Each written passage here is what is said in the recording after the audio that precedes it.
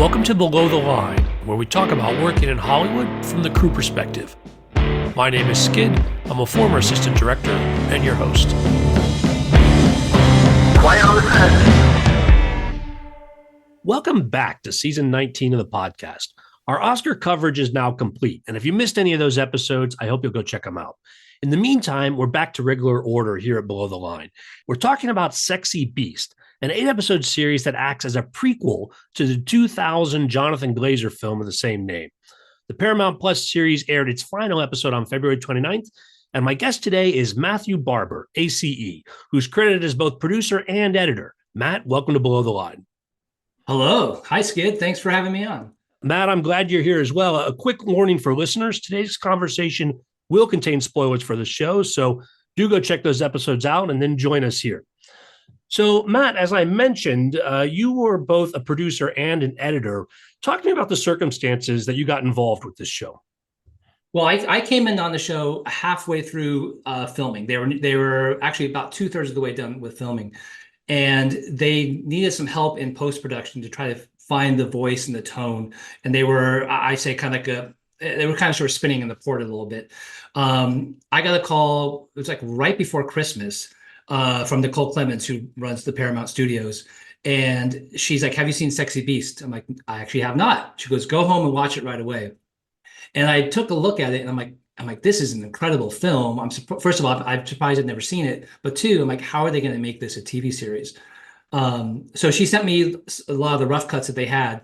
And I immediately started, like, my brain was like this beautiful mind kind of thing. I'm like, ooh, we could do this here. We could put this here. We could put this song and go here. And I created a little sort of a template for her, a little visual template. And I said, this is what I think we should do. And she goes, "This is great. You got the job." So I sort of jumped on to, like, really help supervise the other editors. And I ended up getting pulled in pretty quickly to recutting the first episode. The editor, Nick Arthurs, left. And I took over and I just recut the whole first episode, created a template, and then sat with the other editors as they try to find some of that magic as well.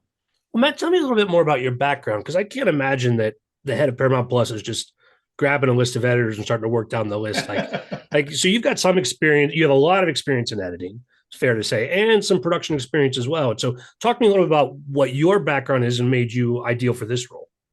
Yeah, I've actually been fixing things since 2007. So I came onto this pilot, Human Target, and way back in the day on Fox, and they needed help with just like one little action sequence. They knew I was really good at, like, coming up with ideas, and it went with no notes. And then that sort of set me off on this path, and I became a regular fixer for Warner Brothers.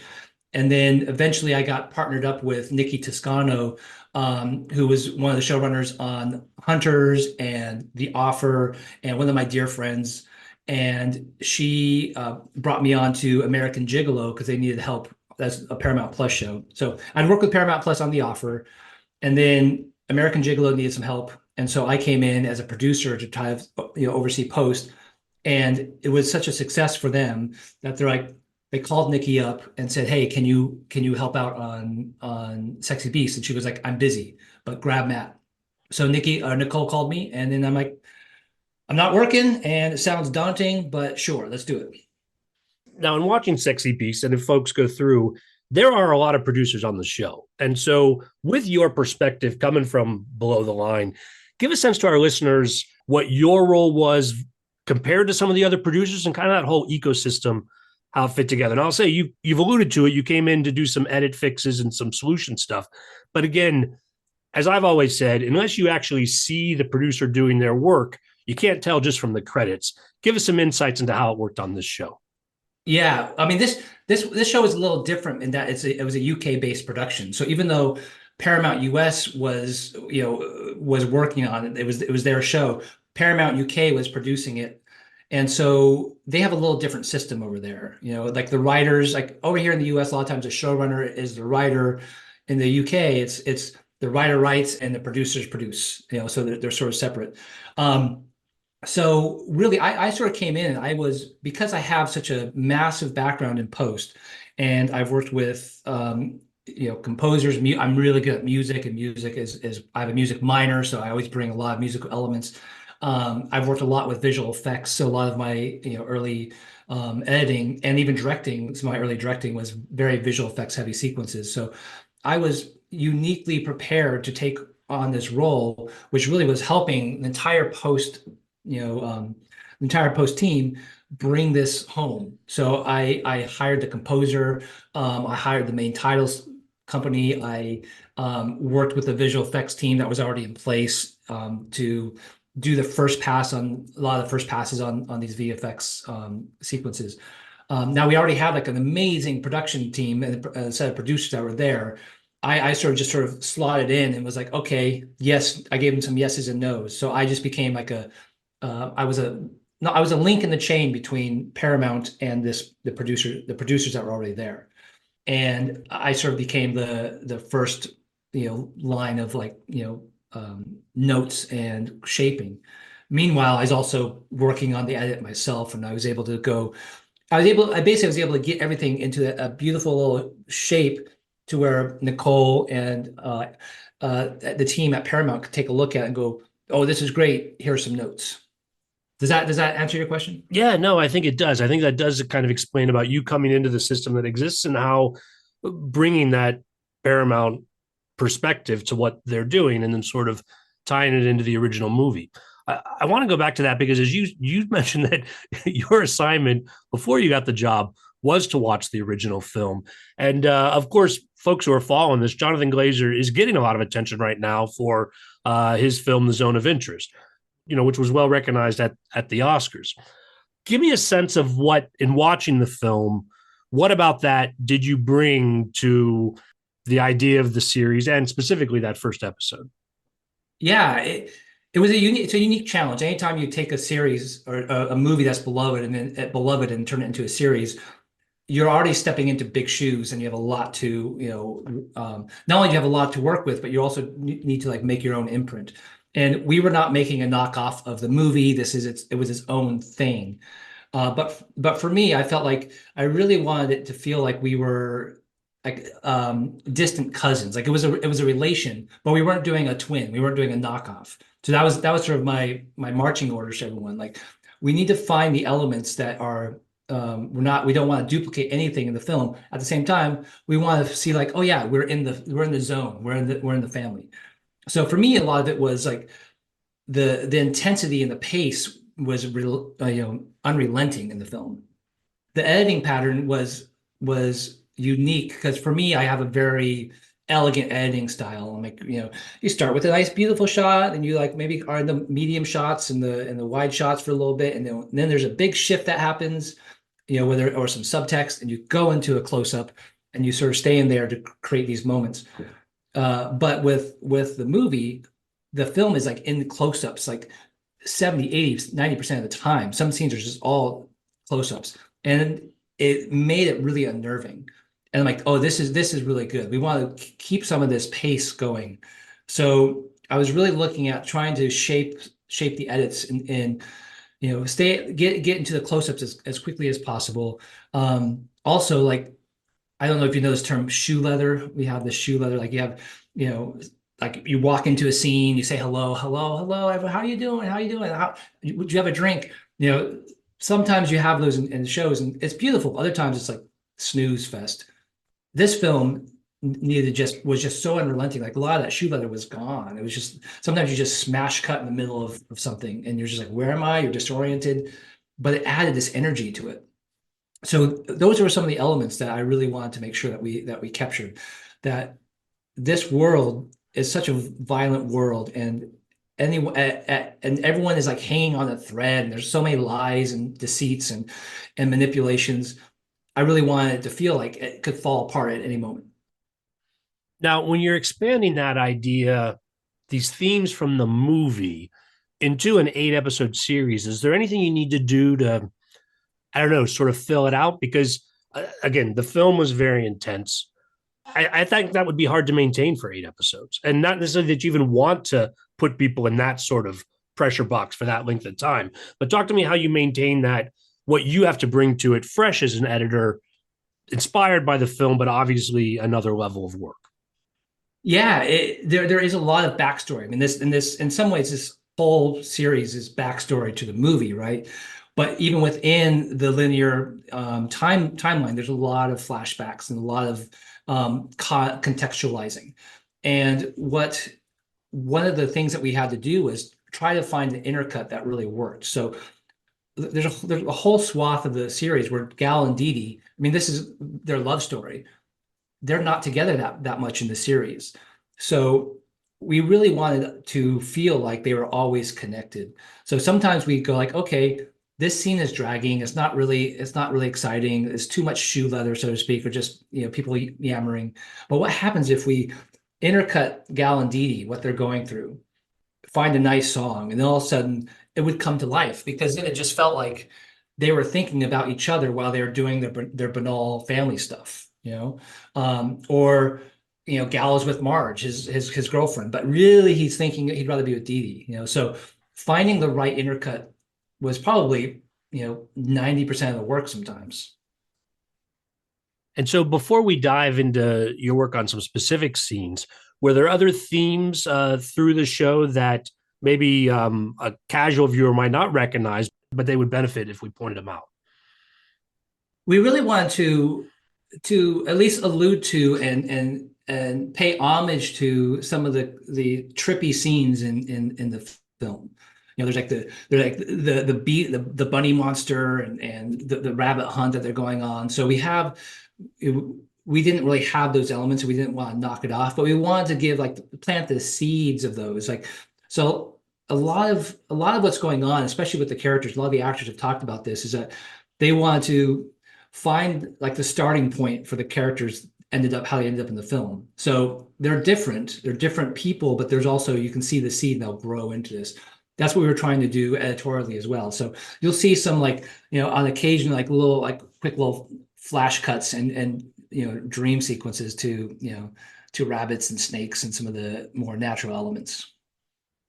So Matt, you talked about being brought in to find a new energy for the show. I want to talk about a couple of specific scenes. Let's talk about the smash and grab at the arcade. There's the opening scene and the title sequence, and then we get right into it. Talk to me about what was on the page and then what you did with that as far as the edit process. Yeah, initially there's a scene where they pull up in the car. In the original script, they go right from the rooftop to them smashing up the arcade. And also Don was far more violent in that scene. He was unrelenting. And in the original edit, it was really visceral and really exciting, but it wasn't quite in line with who Gal was. Gal is uncomfortable with violence, and he always tries to talk his way out of things. And so we are really wrestling with well, it's a really cool action sequence of what's going on with Don. Also, what's going on, we don't really understand who these guys are because it just happens so fast. So in the edit, we said, hey, we need some kind of setup for these characters. So Alistair, who was doing our rewrites for us, he came in and wrote this beautiful scene of them pulling up in the car, just a quick, quiet moment of naming all the characters, setting us up. And then we go into the smash and grab.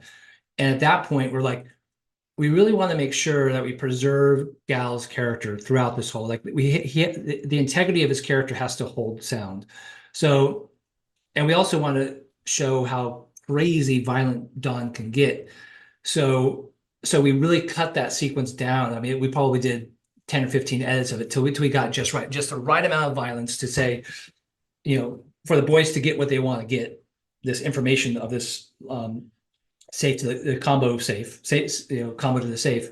At the same time, preserve Gal as someone who's he's just there for the money. He's there for to right the power disparities, but he's not there to hurt people. And so that's an interesting. So the original approach, one might even say, was more inspired by the movie, whether back or forward in time, but that sort of idea of the additional characters. But through the edit and some rewrites, you're able to walk that back in order to set a pace for us over the next 8 episodes of what these characters are going to become. Yeah, and whenever you're on the first episode of a show, like it really is a precarious balance of keeping the energy going, keeping it fun or engaging, whatever you're going for, while at the same time making sure everyone latches on to the information that they need to latch on to. And that really is where editing really comes in and can make or break a show. You obviously you can't you can only polish shit so much before just it's bronze is not you can't really make gold, but you can help things land. You can add energy. You can make things more fun, or you can kill the energy through the edit. So a lot of times what I'm doing is it's essentially like sometimes like a conductor does. Like I may not be acting, I may not be composing, but I'm sitting there going like, okay, we need to slow down here. We need to speed up here. Ooh, we need an oboe here. Like, then I call the people and say, hey, one of the other producers or the creator or the writer would be like, is there any way we can get an oboe? And they're like, oh yeah, an oboe would be cool, so Well, when you talk about slowing down, that's the next scene I wanted to ask you about. Because later on in that first episode, soon after that, maybe about 9, 10 minutes in, following the heist, we go to Gal. There's a scene where he's in the mirror at home. There's some flashbacks. Talk to me about that scene overall. And then once again, what you started with and what you were trying to communicate through the edit. Sure. Initially, all we had was like this establishing shot of Gal's house. We meet Marjorie, his girlfriend, and she's just talking about the wedding and all and life and everything. And then we find Gal, recovering from his meeting Dee Dee the night before. There was a problem though. It was a beautiful shot what they did, and it was really painting the complexity of who Gal was through his stuff. But one, we didn't know Dee Dee well enough to really understand that this woman on the couch wasn't Dee Dee. We're just like, oh, was she wearing a wig? What did he bring her home? What's going on? And at the same time, we were missing that Gal's life was changed forever because he met the woman of his dreams at the club the night before. So what I pitched was like, we need to find a close up. We need to reshoot him in the mirror, getting ready, listening. We can hear Marjorie in the distance, but it's all about Gal. And a lot of times, like, I mean, a good director will know where to center, will know where to center a scene, and it will be easy. But sometimes, directors won't always know, or they won't be clear where they want to center the scene, and so they'll just shoot a lot of stuff, and then you have to kind of make it happen in post production. So a lot of times, what I'm always asking is like, who is this scene about? Who is this moment about?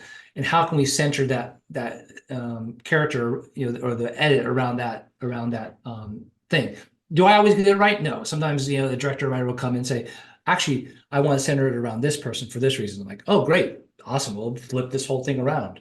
But for anyone out there who's like wants to become a director, it's like always come in with a point of view and say like this moment here, this should be around Gal. So that's essentially what I did at that moment. It was like, make this about Gal, and then we can have some flashbacks and we can set the mood and make it moody and go, oh, he's entrenched. Meanwhile, his fiance is in the other room. Like, oh shit, that's complicated. Well, Matt, I would nerd out with you maybe every scene in this episode, but in the interest of, where our audience, let them discover some stuff for themselves.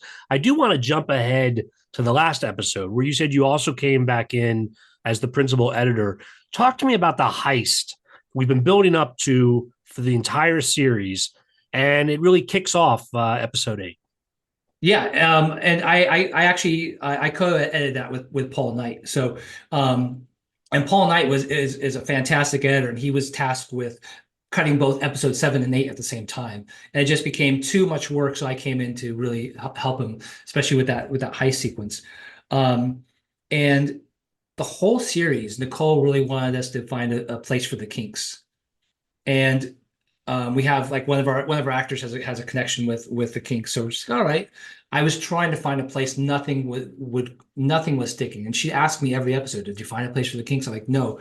But I and maybe we should clarify for some of our audience that might not know, we're talking about the musical band. So just to, people aren't wondering, it's not some film term we're using. We're talking about the band. Yeah, exactly.